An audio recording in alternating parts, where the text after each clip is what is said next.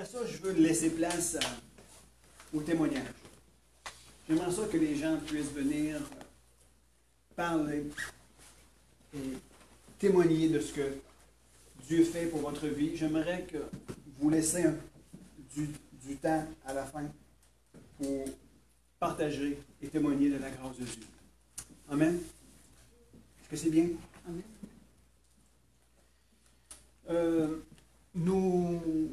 Nous avons de la visite le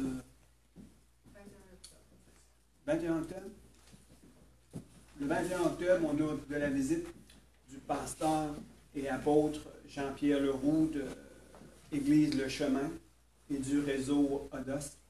Et nous avons aussi son fils, Raphaël, qui est le pasteur jeunesse de l'Église La Chapelle, je crois, je m'abuse, à Montréal. Ils seront parmi nous.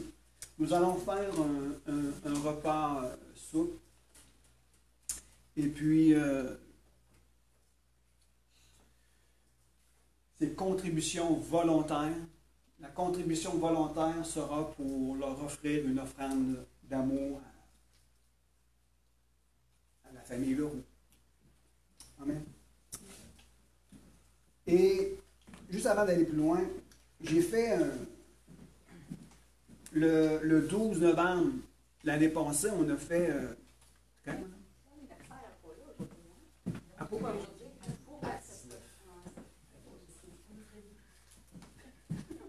Tu peux lui donner un bec en retard. On a fait le 12 novembre l'année passée le jeûne de Daniel de 21 jours. Est-ce que vous vous en rappelez? Pour certains? Oui. Et j'avais fait un fascicule de 21 réflexions, 21 moments, 21 jours de positionnement pour une révélation fraîche. Et ceux qui veulent l'avoir copie électronique, c'est gratuit, je peux vous l'envoyer sur votre email. Ceux qui veulent l'avoir copie feuille, il y a une quarantaine, 45 feuilles, je crois. Juste pour payer les 47 feuilles, juste pour payer les coûts de ce document, si vous êtes intéressé à l'avoir, ça va être au coût de 5 $. Si vous avez un ordinateur, vous l'envoyez par email. Et j'aimerais ça qu'à le 1er novembre jusqu'au 21 novembre, qu'on refasse le jeûne de Daniel, si vous êtes intéressé à le faire avec nous. Je vais vous en parler de plus en plus tard. Je vais en parler plus tard. Mais le jeûne de Daniel, 21 jours du jeûne de Daniel. Alors, ceux qui veulent l'avoir, dites-moi-le. Si vous voulez l'avoir électronique, laissez-moi votre adresse email. Si vous voulez l'avoir papier, dites-moi-le. On va vous le préparer. C'est bon? Amen. Alléluia. J'ai vu des choses ce matin qui m'ont interpellé. Et je vais vous en parler au cours de la prédication de ce matin. Mais je veux vous partager certaines choses qui sont fort importantes. Nous sommes appelés à avoir une mentalité du royaume. Nous sommes appelés à avoir la mentalité du royaume de Dieu. Amen. Et la mentalité du royaume de Dieu, c'est possible de l'obtenir. Amen. C'est possible d'avoir cette mentalité-là. Je peux vous dire une chose, que si vous faites des choses que l'on fait à l'Église et que vous essayez de le reproduire dans le monde risque peut-être de vous repousser. Mais si par contre, vous reproduisez la culture du royaume de Dieu dans le monde, ils vont vous recevoir. Amen. Je vais tenter de vous expliquer dans les jours à venir la culture du royaume au milieu de notre génération pour amener la présence de Dieu dans nos relations et dans toutes les sphères de notre vie. Parfois, on s'est laissé prendre. On a essayé d'amener l'Église avec nous dans le monde. Et des fois, on s'est heurté à des raisonnements et à des mentalités. Et cela a fait plus de tort qu'autre chose. La mentalité du royaume passe partout. Ça passe partout. Parce que c'est l'amour qui prévaut en tout temps. Et lorsqu'on essaye d'amener la mentalité de l'Église dans le monde, je peux vous dire que probablement que le monde va vous trouver ridicule. À l'Église, on loue, on chante, on parle d'autres langues. On peut avoir des réactions, parce qu'entre nous, ça fait partie de la famille.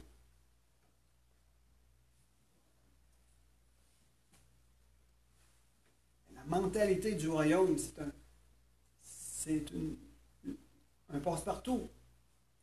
Donc nous devons avoir la mentalité du royaume. Et on va développer ça ensemble.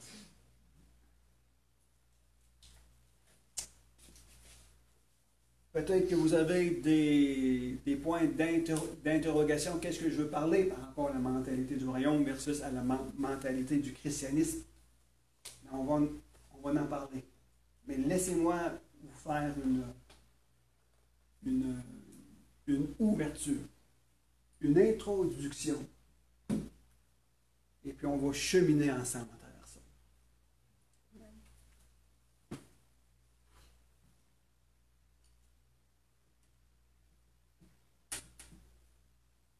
Lorsqu'on se réunit à l'église ici, on peut chanter, on peut louer, on peut parler en d'autres langues. Et les gens ne sont pas choqués parce qu'on est habitué à parler comme ça. Lorsqu'on va dans des parties de bureau et qu'on est un chrétien ou deux, puis on a envie de refléter notre foi, on ne peut pas commencer à parler en langue avec notre patron et ils vont dire c'est ça, ils sortent d'où là? On essaie d'amener ce qu'on fait à l'Église, dans le monde. Des fois, ça ne passe pas. Est-ce que vous comprenez? Amen. Il faut avoir la mentalité du royaume. Très important. Alors, j'invite à ce qu'on puisse ouvrir nos cœurs, nos pensées. J'invite à ce que le Saint-Esprit vienne communiquer sa grâce dans nos vies. Saint-Esprit, tu es l'enseignant, tu es le paraclet, tu es notre aide, tu es notre soutien. Tu es celui qui nous éclaire. Tu es celui qui illumine nos cœurs. Alors, Saint-Esprit, tu es le bienvenu dans cette église. Tu es bienvenu dans ma vie. Tu es bienvenu au milieu de nous. Et tu fais une œuvre extraordinaire. Alléluia. Merci, Jésus. Merci pour ta paix. Merci pour ta joie. La paix n'est pas un sentiment. La paix n'est pas une émotion. La paix, c'est une personne.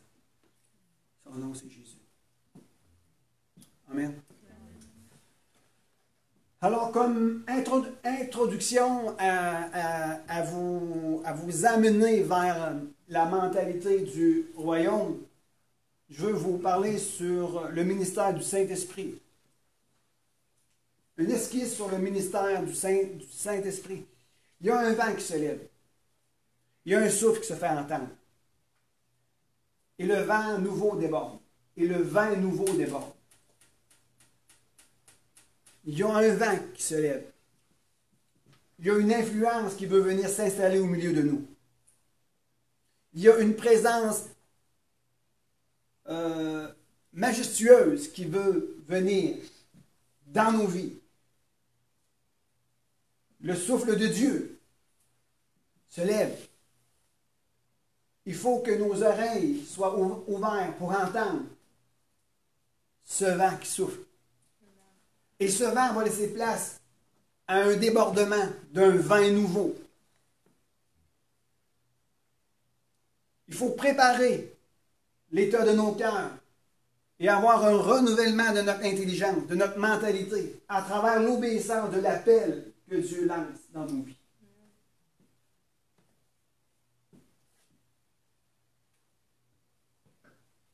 Je me rappelle que en 2014, le Seigneur m'a dit, fais l'Église différemment. Je veux que tu fasses l'Église différemment. Et encore aujourd'hui, je suis en train de me poser cette question. De quelle manière veux-tu, Seigneur, que je fasse l'Église différemment? Nous avons connu des manières que l'Église travaillait. On a eu des expériences et on a entrepris certaines choses. Mais je crois dans mon cœur, fortement dans mon cœur, et c'est une conviction qui m'habite.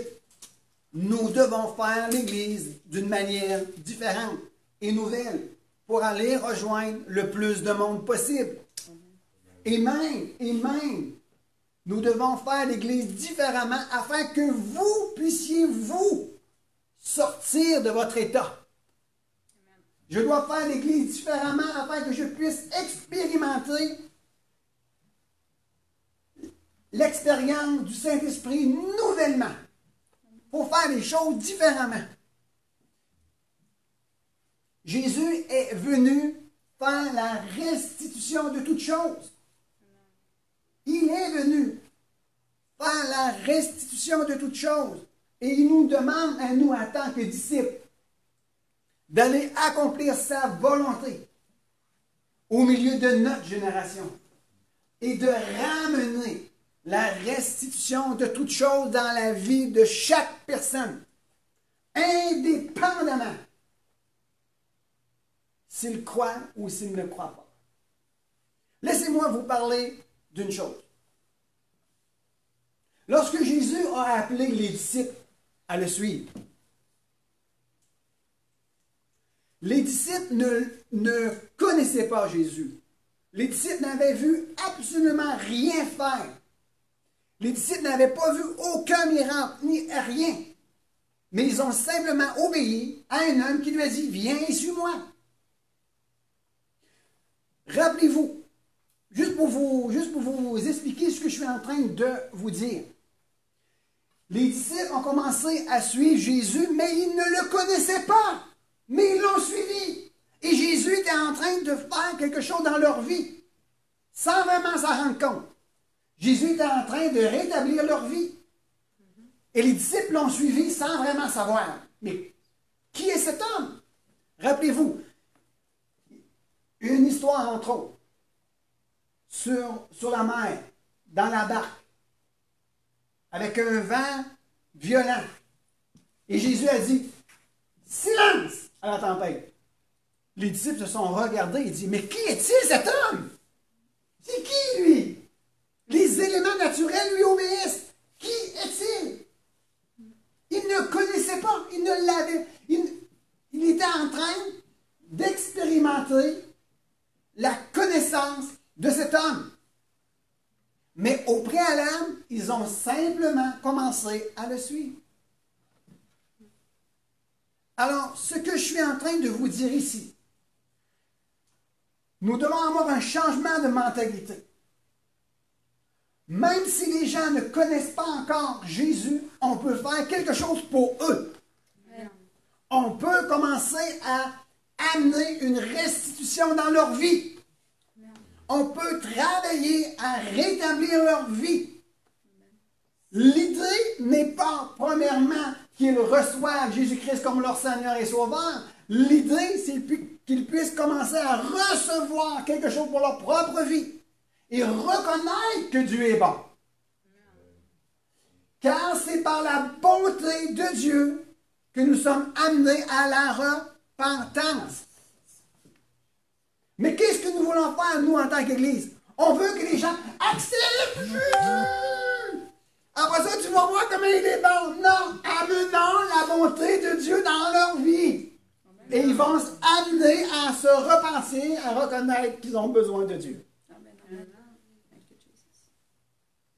La mentalité du royaume. Est-ce que vous me suivez? Est-ce que ça va? Jésus est venu pour la restitution de toutes choses. Même Jésus, par sa mort sur la croix, La Bible nous enseigne qu'il est mort pour tous les péchés de l'humanité. Jésus est déjà mort pour celui qui est perdu. Jésus a déjà pardonné ses péchés. Jésus s'est révélé comme étant déjà miséricordieux en faveur de leur vie déséquilibrée, perdue dans le monde. Et c'est à nous maintenant à leur annoncer cette bonne nouvelle. La mentalité du royaume.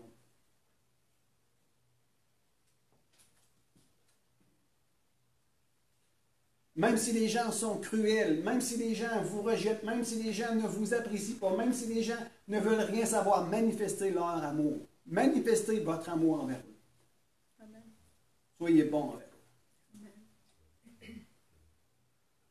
Faites quelque chose pour eux. Qu'est-ce que je dois faire, Michel? Plie les genoux. Prie pour lui. Amen. Crée une brèche dans cette relation hostile. Prie pour eux. Amène la mentalité du royaume au milieu de tes relations. Quand on parle de saison de restitution, Jésus est venu restituer toute chose.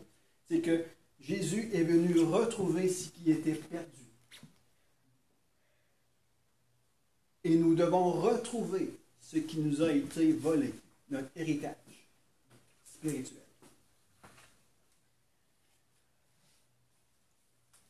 Restituer, c'est rendre ce qui a été volé, remettre dans son état d'origine. C'est ça que Jésus est venu faire. Et nous devons, nous aussi, accomplir ces choses au milieu de nos familles, au milieu de nos personnes qui nous côtoient, ramener les choses dans un état d'origine. Les gens qui sont en mauvais termes avec vous ont été influencés par des situations quelconques. Ils ont reçu ou entendu des paroles qui ont modifié leur façon de vous voir. Est-ce que c'est vrai? Alors, il faut rétablir les choses.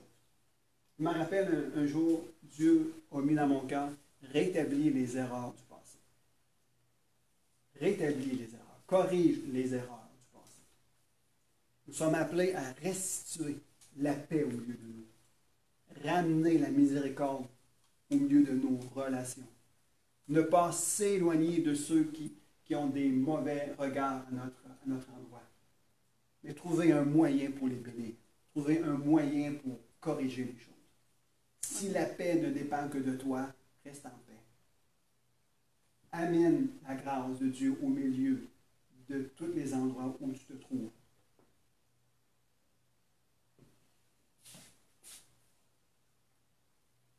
Alors où nous sommes, nous devons expérimenter.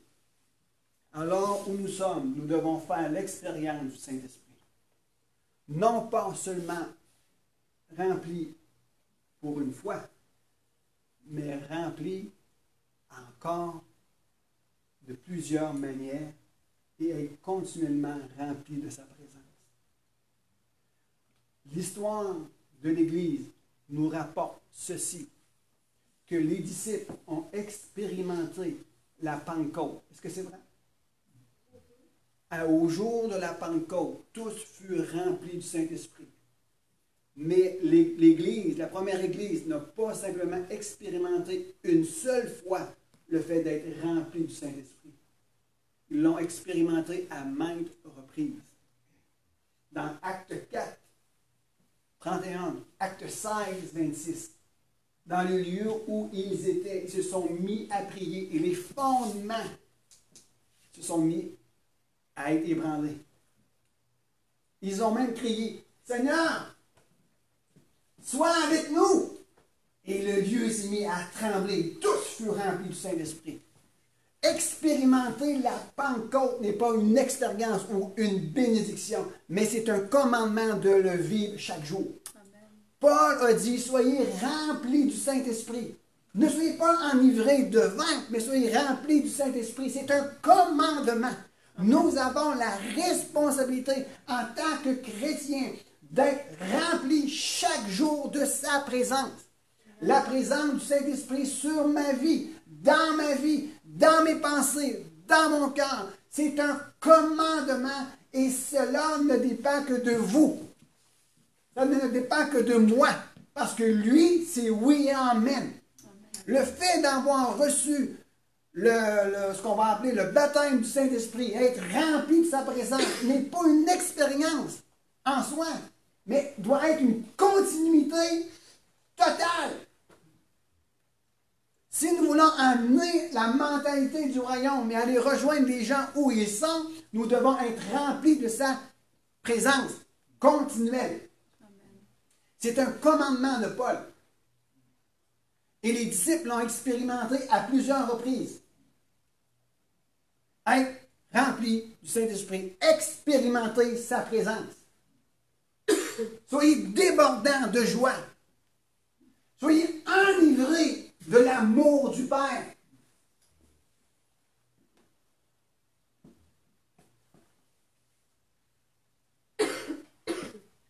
Amen.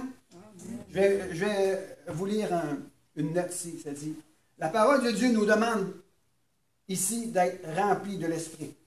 C'est un impératif, un commandement. Ce n'est pas une expérience ou une bénédiction à demander, mais c'est un état dans lequel il nous est demandé de rester et de vivre. C'est quelque chose qui est sous notre contrôle, que nous déterminons. Tout comme on peut décider d'être rempli de vin, le chrétien né de Dieu peut décider d'être rempli du Saint-Esprit. Je dois être déterminé et décider qu'aujourd'hui, je vais faire tout en mon possible, tout en mon possible d'être rempli de sa présence, être imbibé de sa parole, être affecté par son amour, vivre dans un... Je vais prendre un mot qui est paradoxe ici, là. Être traumatisé par son amour. Être tellement traumatisé par son amour que je me dois de réagir à quelque chose qui est dit absence d'amour. Je suis traumatisé par son amour, donc je suis affecté par aller répondre à ces choses. Et cela, c'est que nous devons avoir la mentalité du royaume. Être rempli du Saint-Esprit continuellement. Je dois partir à la recherche de cette présence.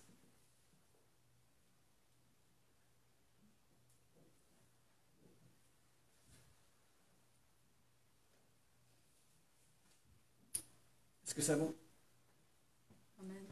Nous avons besoin, Église, nous avons besoin de prendre conscience que le jour où nous avons été visités par le Saint-Esprit, ce n'était que le commencement.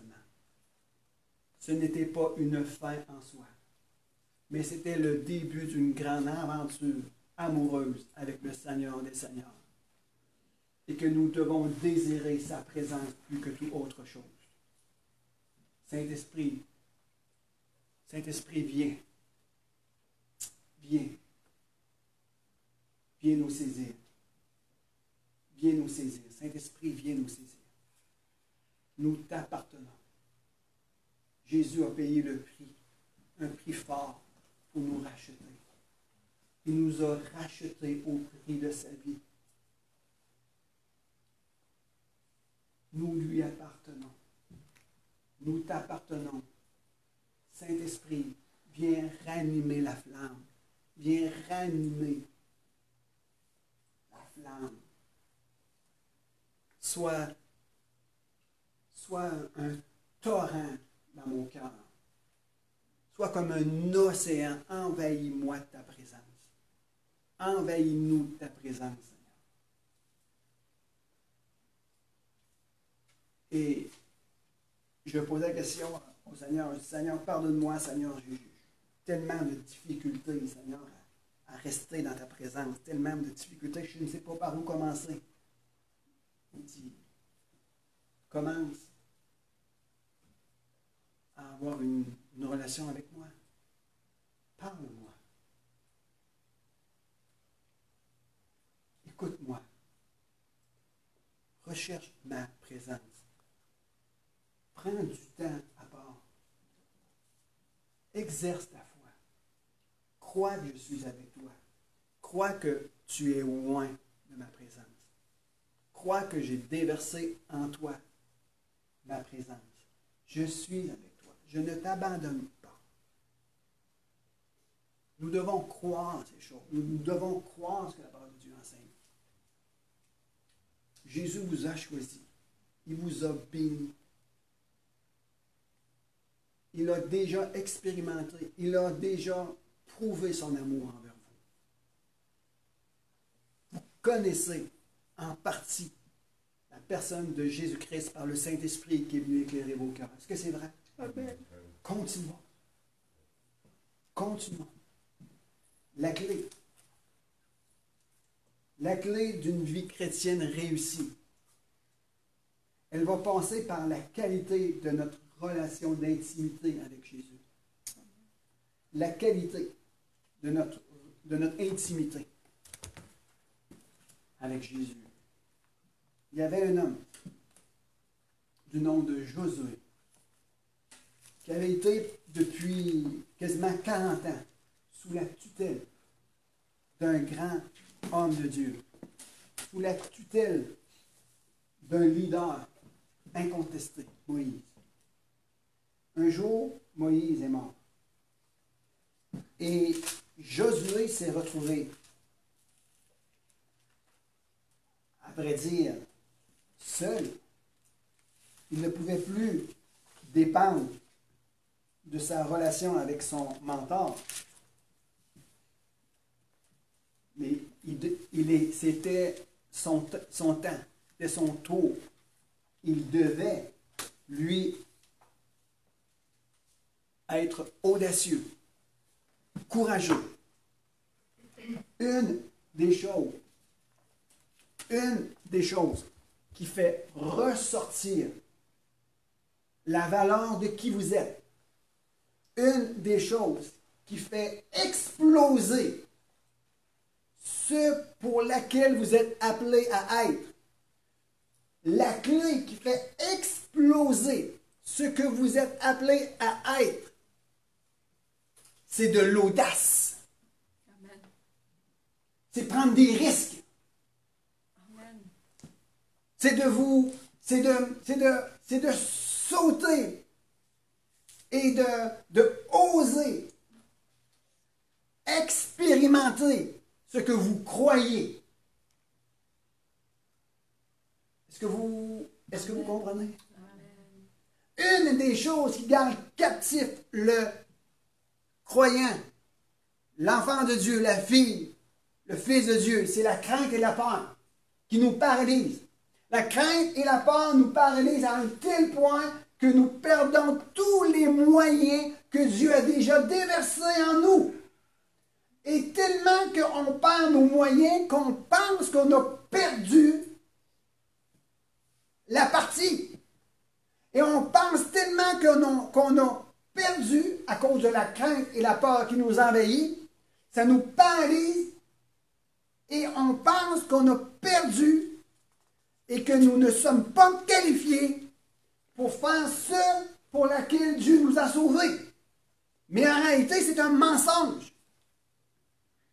Et ce qui fait activer, ce qui repose dans ton cœur, et ce pour lequel tu as été appelé à être, c'est qu'il va falloir à un moment donné que tu prennes de l'audace, et que tu prends des risques, et que tu sois courageux.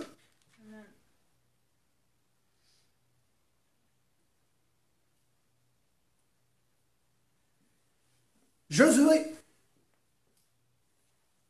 Moïse est mort. L'Éternel le visite et dit, Josué, Moïse, mon serviteur est mort. Toi, prends courage et fortifie-toi. Est-ce que c'est vrai? Amen. Ouais. Et l'Éternel a dû l'amener à dire, Josué, il va falloir, en mes propres mots, il va falloir que tu prends des risques. Il va falloir que tu sois courageux. Il va falloir que tu te mets en marche. Tu as eu une formation pendant 40 ans. Maintenant, c'est à ton tour. Va! Et voici la clé du succès d'une vie chrétienne réussie repose sur la qualité de notre relation d'intimité avec Jésus. Josué 1,8, ça dit, « Ce livre de la loi ne s'éloignera pas de ta bouche. Tu y méditeras jour et nuit pour observer et mettre en pratique tout ce qu'il est écrit. Car c'est alors que tu mèneras à bien tes entreprises, c'est alors que tu réussiras. » Quand c'est dit pour mettre en pratique, prends des risques. Vas-y, sois courageux. Vas-y, sois courageux. Que ce livre de la loi ne s'éloigne point. Que la communion avec ton Jésus-Christ, la communion d'intimité que tu as avec lui, garde-le. Éloigne-toi pas de cette communion, de cette relation d'intimité avec lui. Éloigne-toi pas, mais mets en pratique ce qu'il aura mis dans ton cœur. Va, prends des risques. La pensée du royaume de Dieu. Est-ce que je peux aller plus loin? Amen.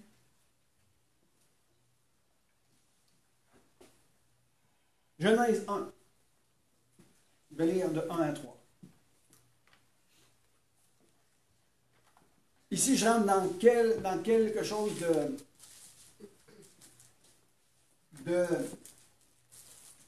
de concret et de pratique.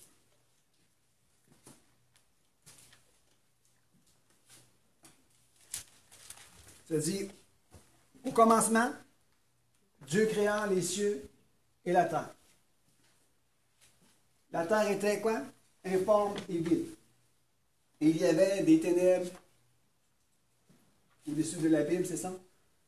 Et le Saint-Esprit se mouvait au-dessus des eaux. Est-ce que c'est ça? Hein? À peu près? Je n'ai pas voulu vous montrer comment j'étais intelligent. C'est pas ça. Juste que je dis que même si tu n'as pas ta Bible, tu dois lire sa parole qui est dans ton cœur. Amen. Je vais le lire. Au commencement, Dieu créa le ciel et la terre. Dans d'autres versions, ça dit les cieux et la terre. La terre était informe et vide. Il y avait des ténèbres à la surface de l'abîme. Mais l'Esprit de Dieu planait au-dessus des eaux. Dieu dit que la lumière soit, et la lumière fut. J'aimerais vous attirer votre attention. Est-ce que Dieu crée des choses imparfaites? Dieu a toujours fait des choses parfaites. Et nous voyons ici l'état de la terre, informe et vide. Alors il s'est passé quelque chose. On s'attend pour dire, et je vais très bref ici, je ne rentrerai pas dans ces choses si ce n'est pas le but. Mon but est de vous parler du Saint-Esprit. Mais là, ça dit que la terre était informe et vide. Alors, on s'attend pour dire qu'il y a eu un air pré-Adam.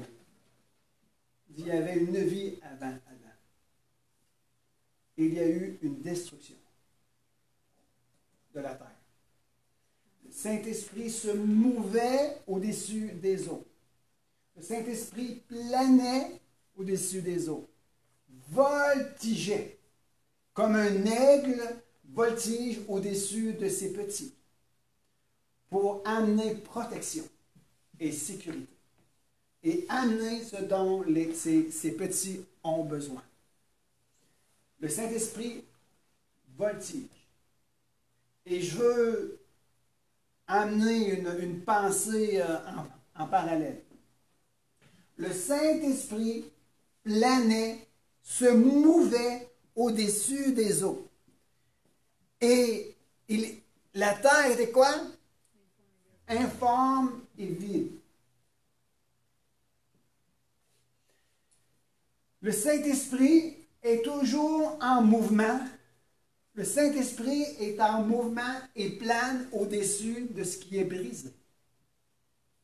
Le Saint-Esprit plane au-dessus de ce qui demande restitution, restauration, guérison.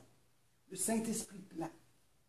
Et le Saint-Esprit protège ce qui est sur le point de se briser dans sa totalité. Il plane, il protège. Il veille. Tout ce qui est affecté par la désolation du péché, le Saint-Esprit plane. Il protège. Et il attend. Il couvre tout ce qui doit être restauré. Il couvre tout ce qui doit être réparé. Il couvre tout ce qui est appelé à être rétabli pour la gloire de Dieu. Le Saint-Esprit œuvre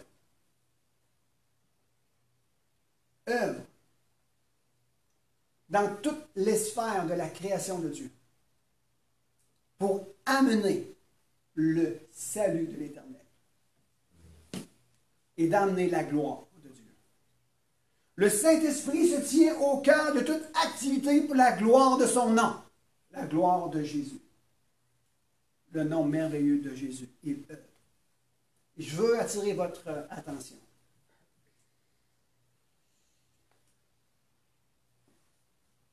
Que le Saint-Esprit n'est pas simplement au cœur de l'Église, mais là aussi, il se tient aussi dans le monde et il couvre le monde. Et il plane au-dessus de chaque personne. Notre mentalité d'Église nous fait perdre de vue parfois la grandeur et la magnificence de notre Seigneur des Seigneurs. Et nous perdons de vue la réalité que Dieu se tient aussi proche de celui qui est brisé, qui est malade, qui est emprisonné. Le Saint-Esprit se tient là. Et il veut amener une œuvre. Mais où est l'Église? L'Église doit aller dans le monde. L'Église doit amener le royaume et le règne de Dieu dans toutes les sphères de la société, parce que le Saint-Esprit plane au-dessus d'eux.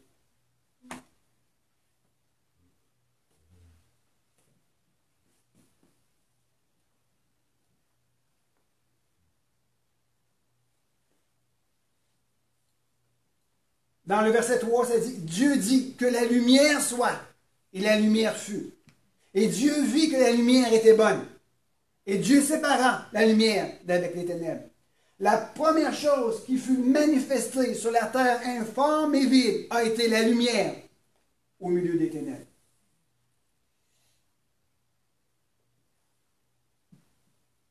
Et dans Jean 1, ça dit que la lumière était la vie des hommes. Lorsqu'on parle de lumière qui vient au milieu des ténèbres, quand je parle de ténèbres, ici, je ne parle pas de présence du mal ou des puissances des ténèbres, avec toutes les dominations et les anges déchus. Non, je parle d'absence de vie. Je parle d'ignorance. Je parle loin de la gloire de Dieu. Alors, il doit y avoir une lumière qui se lève au milieu d'eux.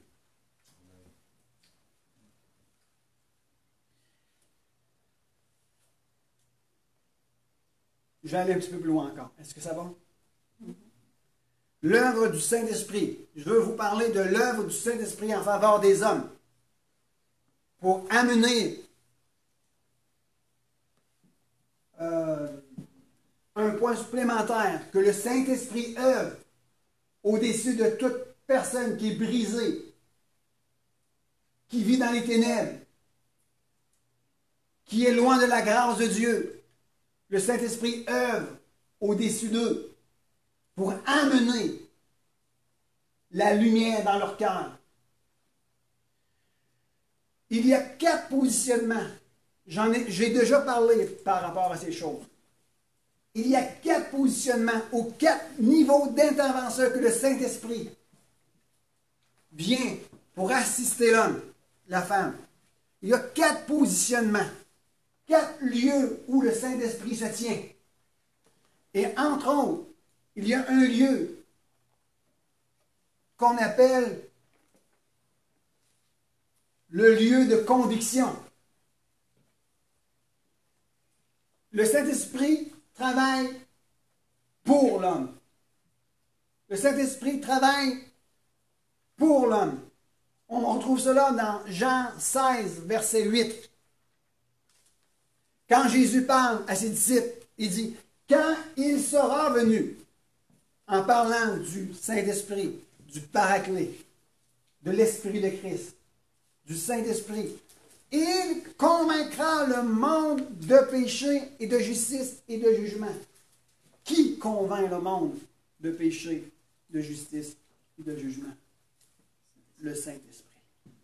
Tout comme le Saint-Esprit se mouvait au-dessus des eaux. Une terre informe et vide. Le Saint-Esprit se mouvait. Il venait pour examiner, protéger, et il se tenait prêt à l'action pour renverser toute situation et ramener la vie. Le Saint-Esprit agit encore aujourd'hui dans notre communauté. Il se tient au-dessus de chaque personne, de vos êtres bien-aimés, de vos enfants, de vos familles, qui ne connaissent pas encore le Seigneur Jésus-Christ comme Seigneur et Sauveur. Même ceux qui sont en rébellion avec Dieu. Le Saint-Esprit se mouve au-dessus d'eux. Est-ce que c'est vrai? Oui,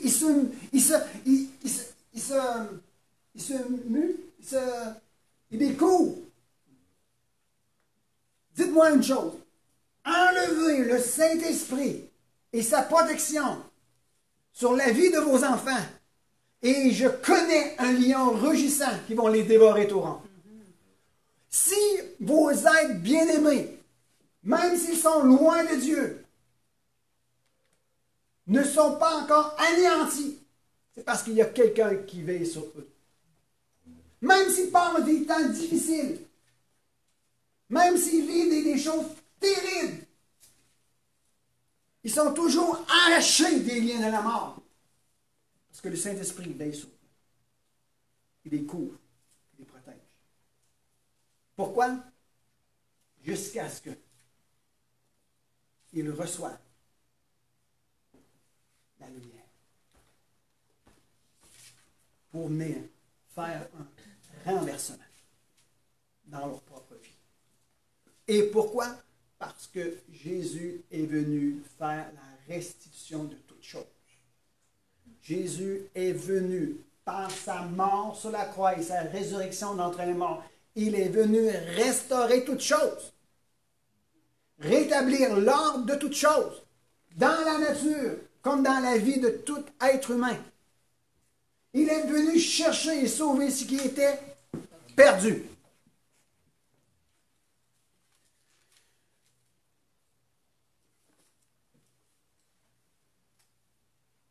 Notre mandat par rapport aux gens qui nous entourent est d'aller avant tout au-devant de eux dans une attitude d'amour.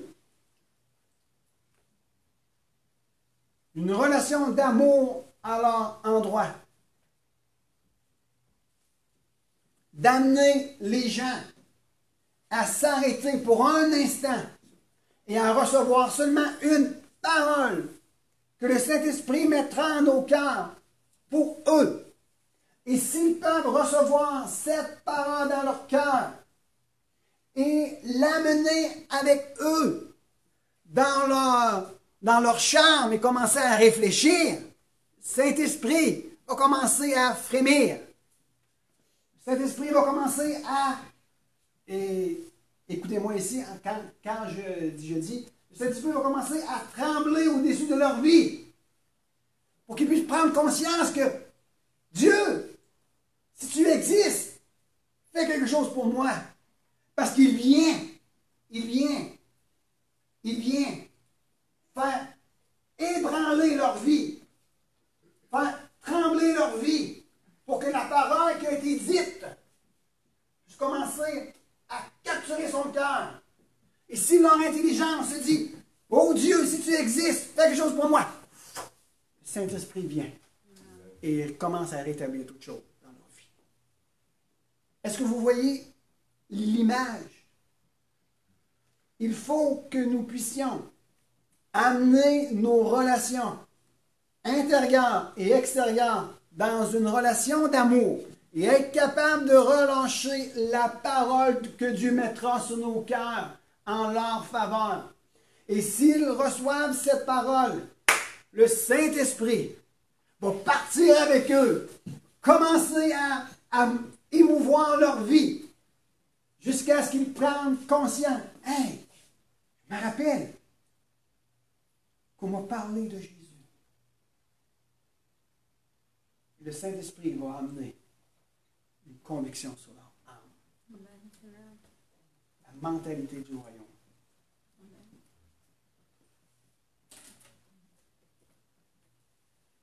Mentalité du royaume. Saint-Esprit œuvre aujourd'hui. Il œuvre partout, dans tous les endroits. Et quand que vous sortez, le Saint-Esprit est déjà là-bas. Et il nous attend. Il nous attend qu'on manifeste simplement de l'amour, de la grâce et une attention particulière pour chacun des personnes qui sont à l'extérieur, pour que le Saint-Esprit puisse œuvrer. Le Saint-Esprit a commencé à œuvrer sur la terre lorsque la parole a été relâchée.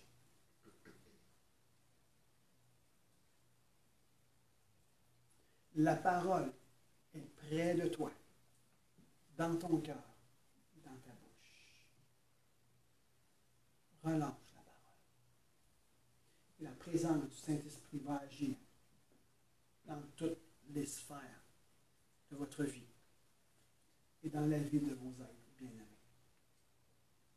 Amen. Je termine sur ça. Et je veux laisser la place aux gens qui sont ici. Ils peuvent conclure avec des paroles de témoignage. Est-ce qu'il y en a? Donnez-moi 30 secondes. Est-ce qu'il y en a ici qui sont prêts à donner un témoignage dans leur propre vie? Est-ce qu'il y en a? J'ai vu une main. Il y en a d'autres qui vont se lever. On va fermer le Facebook. On va rester dans la maison. Est-ce que ça va? Voici maintenant. Cette Église ici, pour accomplir son mandat dans la société et dans notre génération, on a besoin de libérer quelque chose. Nous avons besoin de libérer l'esprit de la prophétie. Cette Église ici, on a besoin de libérer l'esprit de la prophétie afin que le Saint-Esprit agisse puissamment au milieu de nous. Et comment on fait pour libérer l'esprit de la prophétie? C'est en rendant témoignage de ce que Dieu fait, de ce que Dieu a fait dans nos vies.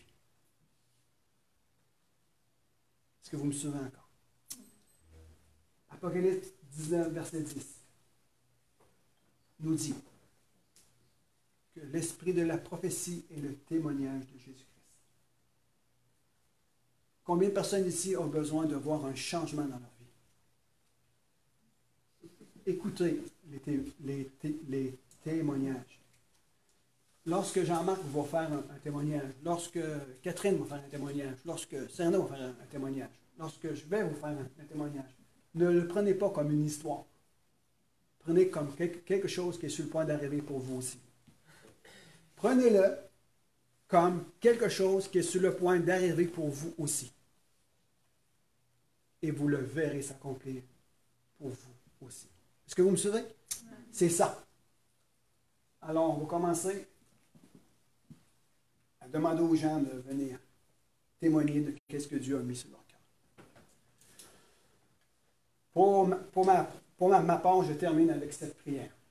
Seigneur Jésus, je prie maintenant que cette Église, mes frères et sœurs, que cette maison, CNC, l'espoir des générations, Gaspésie, les îles et le nord du Nouveau-Brunswick, puissent rentrer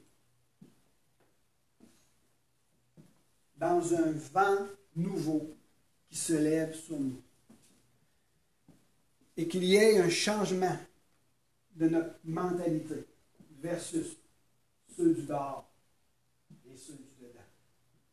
Et je te réclame, Saint-Esprit, que la puissance de ton onction se manifeste à travers nos vies. Au nom de Jésus. Je déclare des signes, miracles et prodiges basés sur ce que la parole de Dieu enseigne. Et les signes, miracles et prodiges ont lieu lorsque la prédication de l'Évangile s'est faite. Les témoignages qui vont être dits, les paroles qui vont être déclarées, le Saint-Esprit poursuit ces témoignages pour trouver un cœur réceptif afin de faire exploser la miséricorde de Dieu en faveur de celui et celle qui croient. Au nom de Jésus, Père. Amen. Amen. Alors, que Dieu bénisse chaque personne sur Facebook et on se revoit.